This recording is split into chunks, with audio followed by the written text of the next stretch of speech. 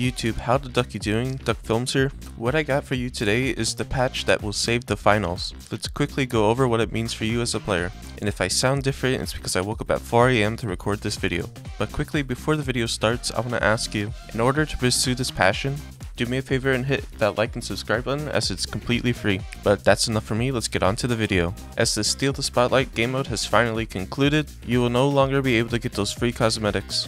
However, due to the arrival of Valentine's Day, another new game mode and another set of free skins is on the way, and free emotes.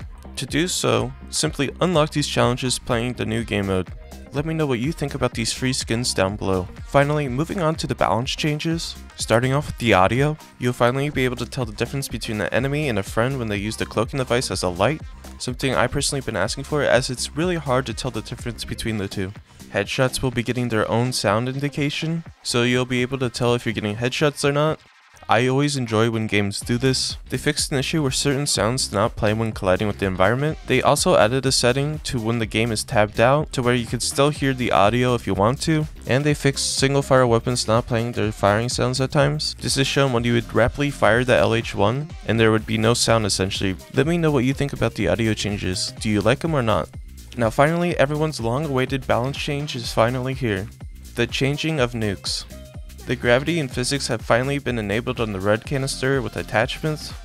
This essentially means that the red barrels will now work like gas and fire barrels, to where one C4 will allow it to fly normally, and two C4 will not allow it to fly anywhere.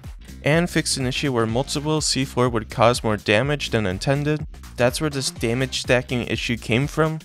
And please let me know what you think about this nuke change. Do you think they did it the right way or the wrong way? Let me know down below.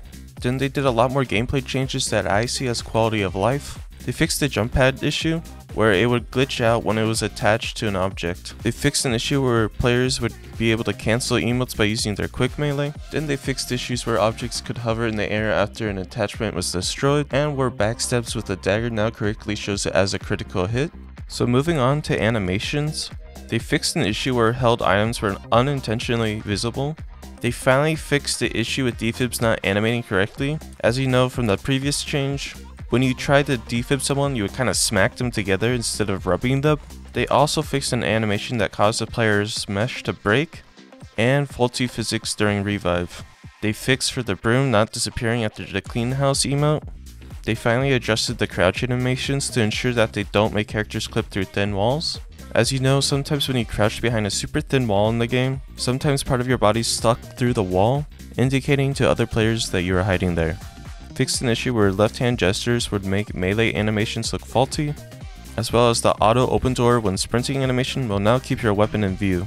And finally, a super important animation change, the football grenade skin now spins correctly, so you're now able to throw those perfect spirals like Patrick Mahomes. Next, they did some map and UI fixes, to where you're on the map Vegas and Sandstorm is activated.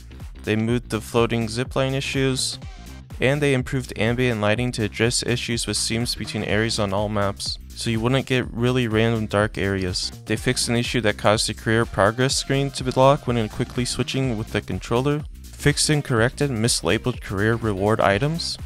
The tournament overview screen will now show the correct contestant customization, instead of it just being a default skin. They also fixed for players to always be in the center of the team in the tournament overview screen. And they also fixed an issue where an item could not be immediately equipped after purchasing it in the customization screen. Then last but not least, I would say general purpose stuff. They reduced input latencies on the Xbox Series X and S. They fixed the security, general security fixes and improvements. Let's see how long this holds up for. They improved the boot times on PC. And lastly, they adjusted the voice chat. They moved the voice chat settings higher up in the audio settings tab. They added a UI change, where players not using voice chat will now see indication that team members are using it. This change is to try to encourage people to turn on their voice chat. They also fixed the voice chat output volume, and fixed an issue with voice chat privacy settings. Personally, I see this as all good changes, and this is all definitely steps in the right direction. But let me know what you all think in the comments down below. But anyways, I try to keep it super short and super sweet for you all. And if you want to check out other videos on my channel, why not hit that subscribe button? But that's pretty much going to wrap it up for the update. I hope you guys have a great day.